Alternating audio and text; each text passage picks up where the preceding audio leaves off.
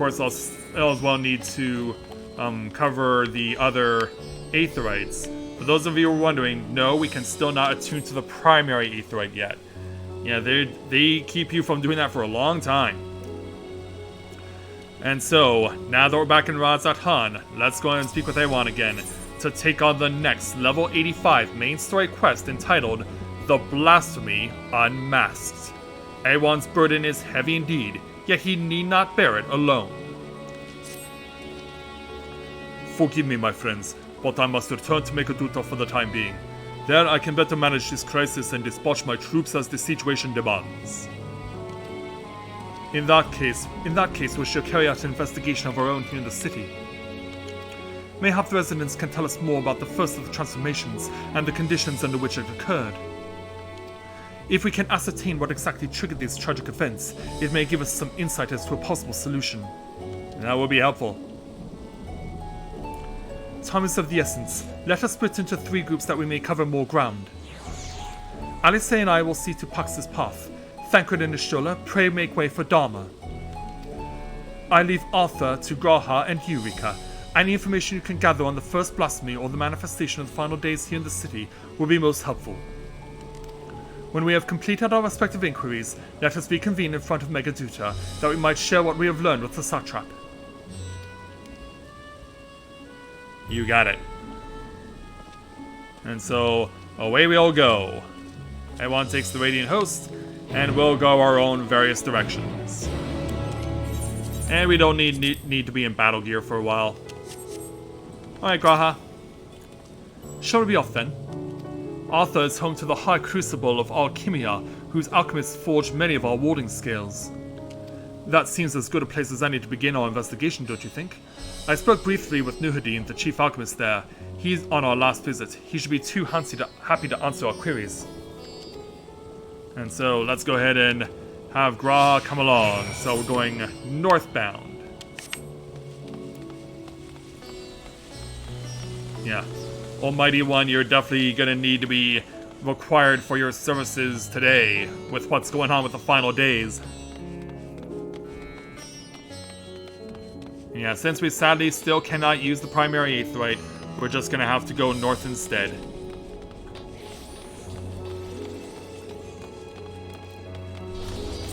So let's put a little spring in our step and forge onward into the Artha area. Okay, here's what they were talking about. This is the High Crucible. And it's here where we will find Nuhadin. It's nice to meet you, sir. Oh, I remember those red eyes. You were with those scions who commissioned the scales to us, yes? I welcome you back to the High Crucible. What brings you here in these troubling times? A lot. We are assisting the satrap in investigating the crisis that plagues the city. Did you happen to catch sight of any of the creatures? I did. As I was going about my work, I was disturbed by crushing footsteps so powerful that the very ground shook. I rushed outside and could not believe what I beheld. The night sky was burning. Suddenly, I heard panicked screams coming from the direction of Balshan Bazaar.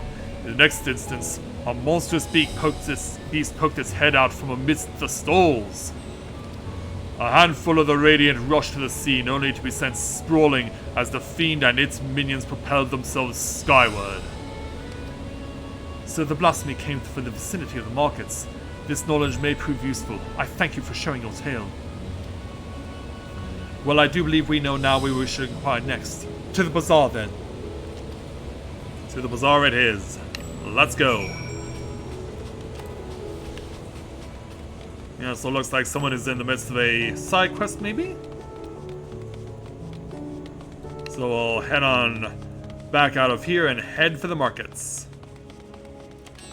It also helps that there is an aetherite down at the far end. So we'll definitely have to make use of that too. Plus there's also a side quest here, but I believe this is the... Yeah, this is going to be for a crafter or gatherer. And we are also going to head on over here and speak with Graha about these textile stalls. So this is Thavnarian weave.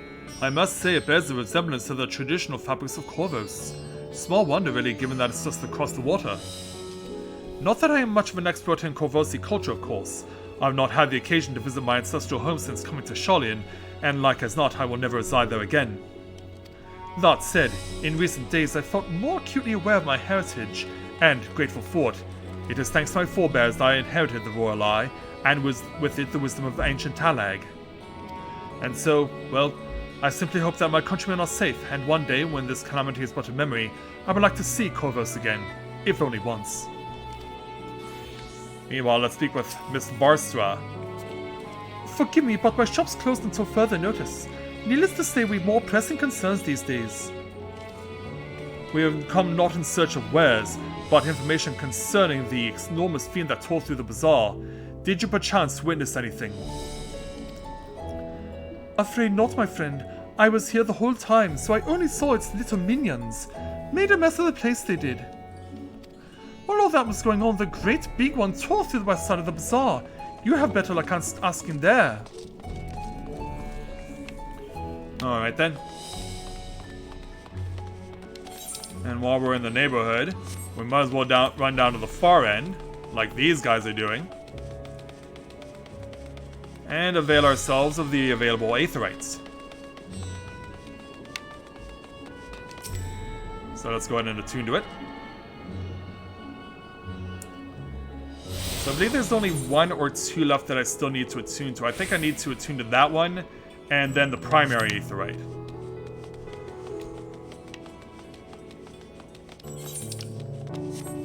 So now we'll go down the opposite side. Don't trip over the stall there. And we find Zetanur to speak to next. Is something the matter, traveler? If you are lost, perhaps I could be of assistance. It's not that we're lost, sir. Your offers are most appreciated. We are not lost, but we are in need of information. Might you know anything about the gargantuan beast that rampaged through the bazaar? Aye, I saw it all, though I wish I had not. I was going about my work, when all of a sudden, a piercing scream cut through the air. I turned around, and there was the fiend. Its massive body bursting through that entryway with the force of a tidal wave. And then it was gone, as quickly as it came. Well, that's certainly something to hear about. And finally, Radvira will give us the last piece of information. Hello? Sisters, have mercy, what is happening to the world? What am I to do? Is nowhere safe? Settle down, friend. The danger is past, at least for now. If it is not too painful to remember, could you tell us what you saw? First I heard the screams, then a horde of ravening beasts came charging towards us.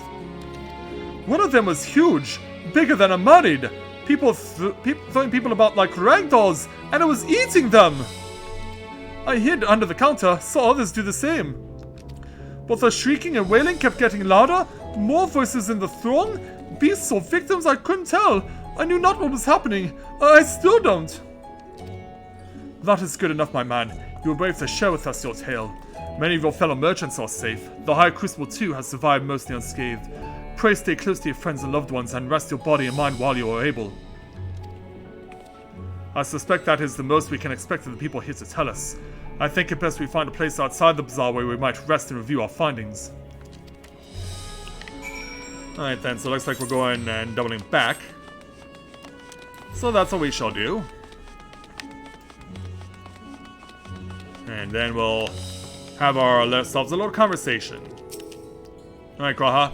Judging by their accounts, the transformation had already occurred by the time the beast reached the bazaar. It tore through the west side of the bazaar and headed towards the Aetheric Plaza. In other words, the Blasphemy may have first appeared in this vicinity. That being the case, the people in that Mayhain surely can tell us more. Alright then. Yeah, so it turns out we're going back towards where we found this one Aetherite.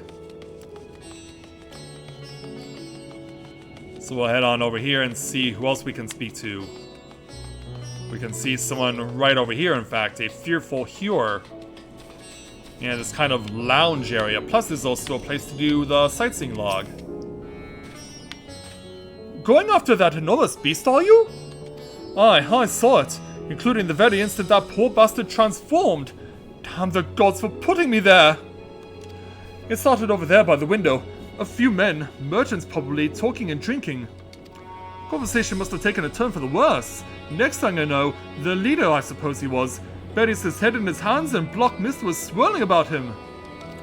Then his whole body bursts apart and there stands a hideous slavering beast, massive and foul, all gaping maws and bulging eyes.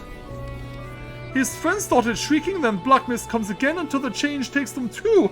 The stuff of nightmares, I tell you. Nightmarish indeed. Incidentally, do you perchance know who those merchants were? No, I'm a decorator by trade. Not much cause to mingle with their sort. Saw me here, the barmaid, chatting with them though. She might know something. Alright then. Well, we can't speak with Michiel just yet. We can do the lookout for the free experience though. And then we'll also speak with Rodmira for more information.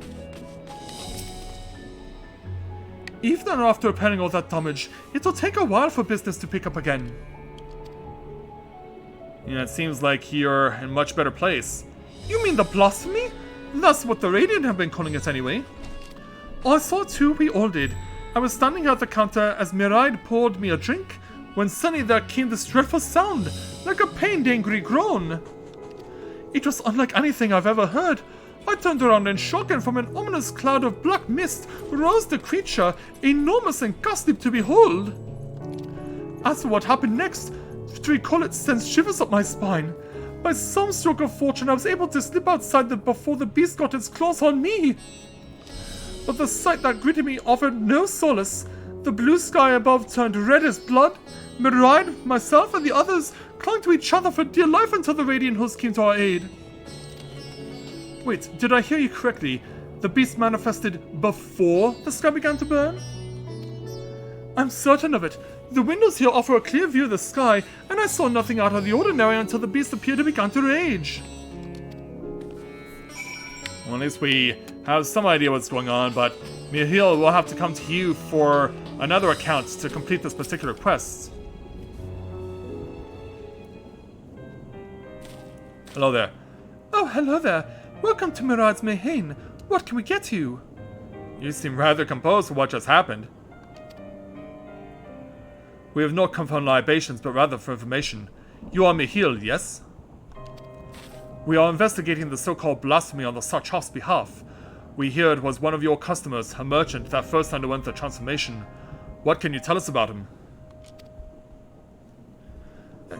He was something of a regular here, especially of late. Kolzal was his name. Oh no, not him. He ran his own consortium, dealing primarily in the exports of Thalnarian specialties. And he ended up being here at Razadhan and ends up being, he ends up being Patient Zero. Yeah, we know that name. Yeah, where have I heard that name? It's through him that we met Matzia. Yes, the name rings a bell. Didn't you meet them both on your first trip to Thavnair? I did. If I recall correctly, Kolzal ran a trading operation in Yedlamad, and it was there that you made Matzia's acquaintance. Yes, that is the same Kolzal, no doubt. A rather successful man from what I gather. That said, it was clear that he had fallen on hard times of late. Those ghastly towers popping up everywhere cannot be good for business. Even now that the tower's gone, the collapse of the Empire has led to all sorts of problems elsewhere. The market for luxuries is surely not what it once was.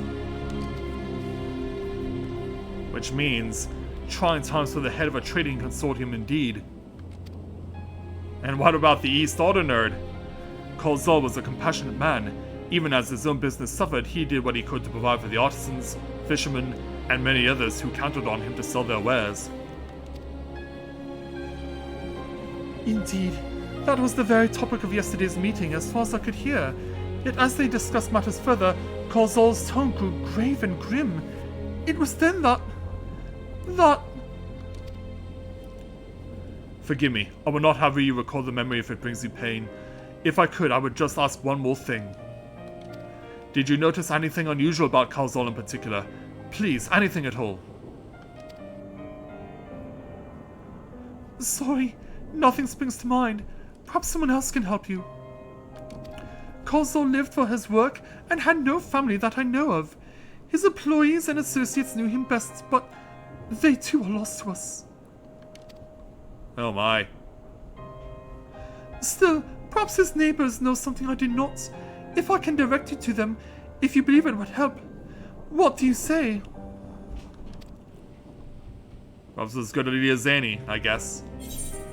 So we'll take our experience and our 1053 gil for completing this quest. Yeah, we knew someone 5 levels ago and now they're no longer with us. And so let's go ahead and speak with Meliel again. But that will happen after I reactivate the free company actions. There we go. So yeah, let's go ahead and speak with Meliel again to take on the next level 85 main story quest entitled Amidst the Apocalypse. Meliel has information that should serve you well. Kalzol made his home in Kamala, a nearby residential area. From what I gather, Kalzol lived there since childhood and was known throughout the neighborhood. Kamala, the name is new to me. How do we get there? I'll write down some directions. And we will take them.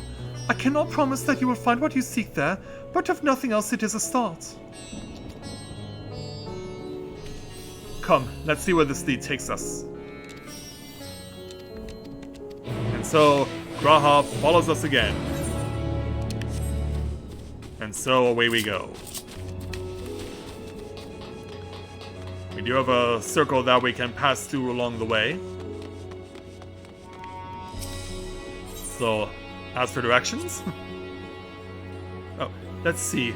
After leaving the Mahane Plaza, we're to retrace our steps and head back towards the Aetheroid Plaza. Alright, so it seems like that's what we'll be getting as far as chat circles are concerned. But I also want to get to... Well, it seems like we have an idea where we'll be going, but I do want to double back and hit that one Aetheroid as well up here that is out of the way. Because I know I'll eventually have to get back to that also. Yeah, we'll just bypass looking out those directions. You need to stay down though in order to get to where we need to go for the Aetheroid. So we'll run it out here and get to where this last Aetheroid is. At least the ones we are able to attune to while we're able. Of course, the main Aetheroid still is not available to us. So now we have access to the Hall of the Radiant Host, so I believe that is everything now. Except for the main Aetheroid, which we still can't use yet.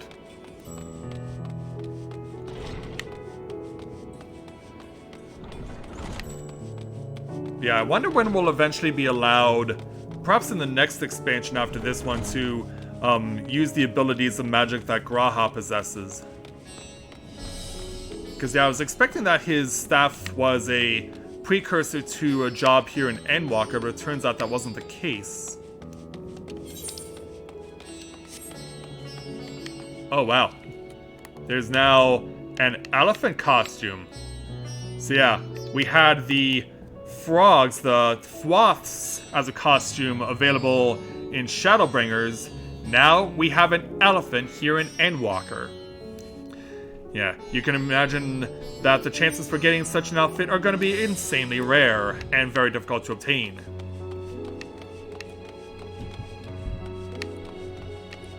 But yeah, props to you for getting this game's equivalent of that. So, yeah, we're still asking for directions. Yeah, we are. We're good. Oh, wait a minute. Yeah, maybe not so much.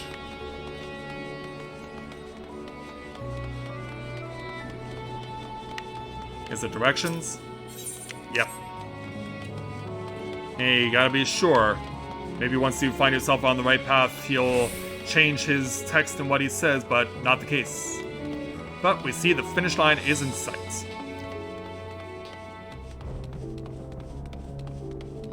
And so, here we are. And this must be Karma. We've arrived at last. Let us begin questioning the residents without delay. No doubt someone here can tell us more about Kolzal. Given recent events, I imagine many are taking shelter indoors. Oh, of course. Yeah. Barricade your doors! Block them as much as you can! And also, yeah, there would be an aetherite I would need to attune to here also.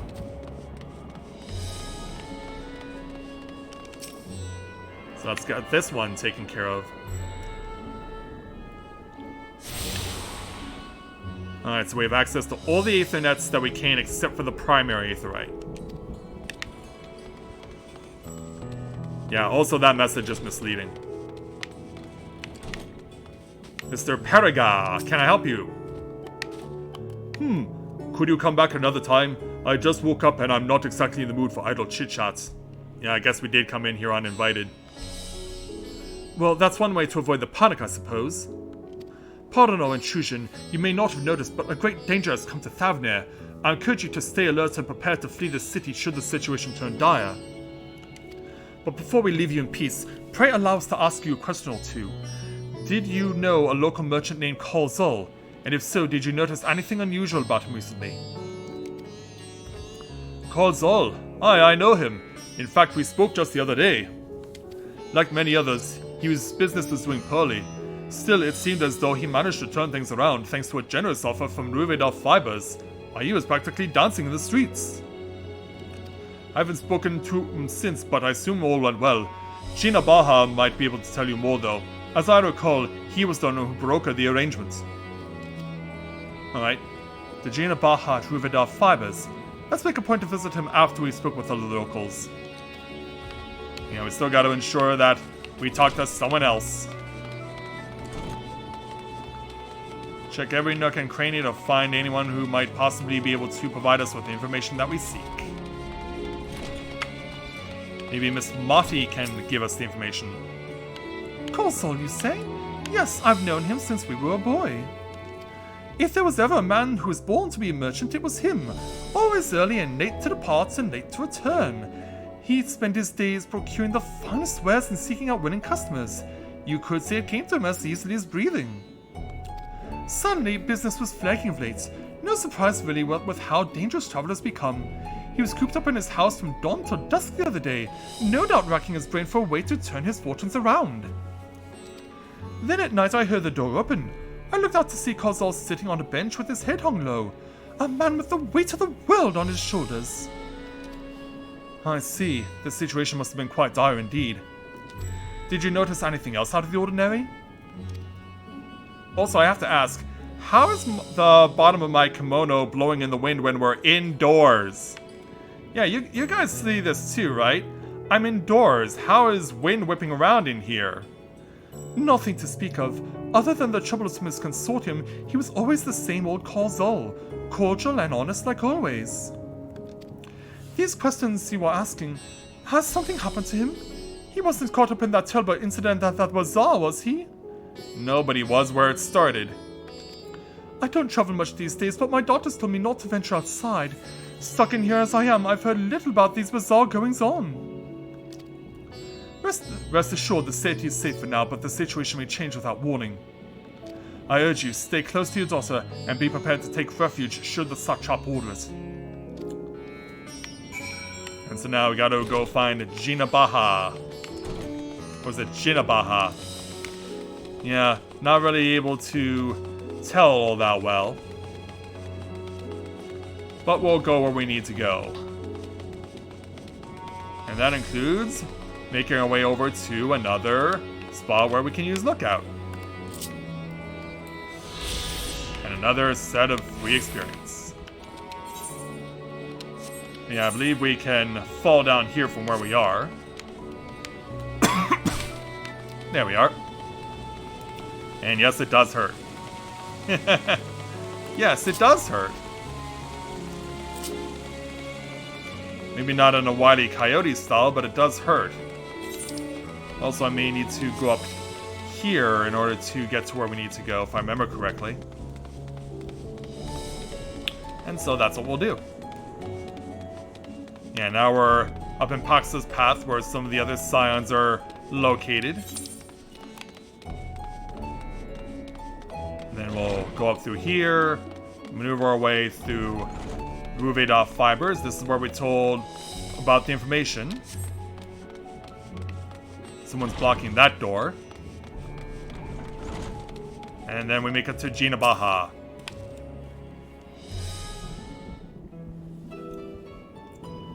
And hurry, I say! There's no time to waste! And so away they go, as we arrive on the scene. Pardon me, but you are in charge of buying and selling here, yes? We have a few questions that we would like to... I'm sorry, but I don't simply have time to chat. If you haven't noticed, we have our hands full at the moment. We must carry out all our wares and equipment to safety before those accursed beasts return. Yeah, they're in a mad dash, it seems. In that case, might we be of assistance? Perhaps we could speak when the job is done. Yeah, free help. Very well. You can start by helping us move our equipment. Ask the others what's to put where. Alright. Meanwhile, what do you have for me? And you can carry our fabrics. And it's going that way. Or maybe they're through those doors, yeah. Go through that door and speak with Kamala. Harris. She'll tell you the rest. Remember, these textiles are our livelihood. Handle them with care. You got it. Yeah, we're getting to meet the Vice President of the United States. That's crazy to think, isn't it? So yeah, here's the Veep herself. Hello there, nice to meet you. This area is for employees only. Out! Out! But we're here on behalf of Gina Baja. Yeah, suddenly, what's that? You've come to help? Oh, praise be to Mindoruva. Yeah, you can pray again safely without fear of her being used as a prop in a tower of ugliness. Kind stranger, I welcome your assistance. On your way here, you pass 3 storehouses, yes? I'd like you to carry that small crate to Nabrifol by the storehouse near the hatchery. The crate of clothing is for Manuna. And that massive crate there goes to Zemera by the middle storehouse. Watch your back with that one. Those are all the crates we have ready. Once they have been delivered, consider your work here complete. You have a limited time to complete the task. Should you fail, return to the starting location and begin anew. So yeah, we'll begin with the light crate. As soon as we can find it. Here it is. Yeah, it's not even really a crate. Yeah, let's get this over to Nabrural. Yeah, that's a hard name to pronounce. Thread is it? Then you've come to the right place. We thank you for your aid. You're welcome. And now for the ordinary crate. Which is this thing. Yeah, let's go ahead and pick this one up. And take it to Manuna, who's conveniently right over here. If you have any crates of finished products such as carpets, clothing, and the like, pray bring them here and to our primary storehouse. A crate full of clothing, is it? I can take that off your hands. Many thanks for the delivery. You're quite welcome. And now for Rika to show off her Warrior of Light strength. Yeah, how well can you pick this up? Also, how well would a Lalafell do picking this thing up? Yeah, we gotta put this over our head, and man, it's slowing us down. Hey, Zamira, take this off our hands. I say, you're quite the brawny one, aren't you? A good thing that. Never know when you'll need to defend yourself in these unpredictable times. A crate full of fabrics, is it? Exactly what I was hoping to receive. Here, let me put that away for you. Yes, please. Yeah, please do that. Back to Kamala. You've carried all the crates to the storehouses, you say? And so quickly, too. Why, I've never seen anyone so strong. I and my associates will see to the rest, so please return to Jinabaha and assure him our work is proceeding apace. To tell the truth, we're grateful for this destruction. Too many terrible happenings of late, but generous souls like yourself give me hope that we may emerge from this trial even stronger. I pray we meet again in more peaceful times. Well, I certainly agree there, Miss Vice President, or Madam Vice President, or however you choose to be addressed. In fact, let me see if I can come around and get a snapshot with this VIP here and have the opportunity. Yeah, well, I want to at least show off her name so that everyone knows exactly who we got to meet on this day. It's quite an honor and a privilege to meet someone who's so prestigious, and so now that we met her, let's head on back to Jinabaha.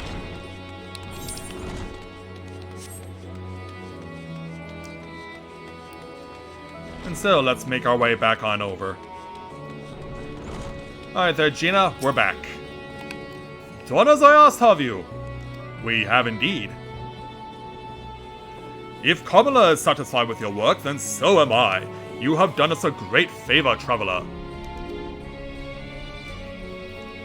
And I'm glad we could help you out. So, after Graha's done, I too have delivered the instruments and apparatus entrusted to me. You both have my thanks. With our wares safely stored away, we'll not lose any more to those fiends. I take it that your establishment did not escape the attack unscathed. Yeah, sad face behind the veil. We did not.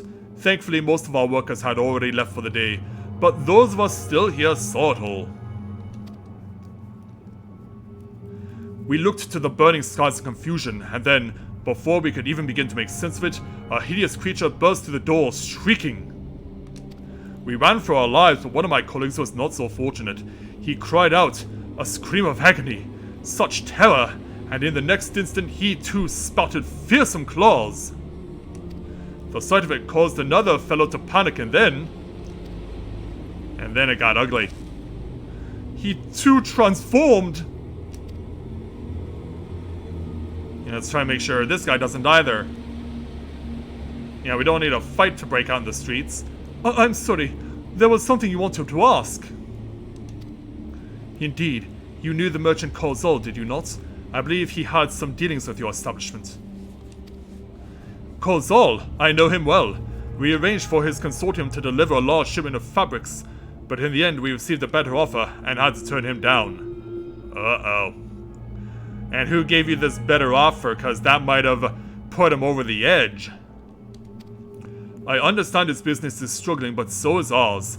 Another of our most reliable trading partners agreed to transport the goods for a much smaller commission, and we'd have been fools to refuse. Who's sowing the seeds that way? I felt terrible for withdrawing the offer, but you must understand we simply had no choice.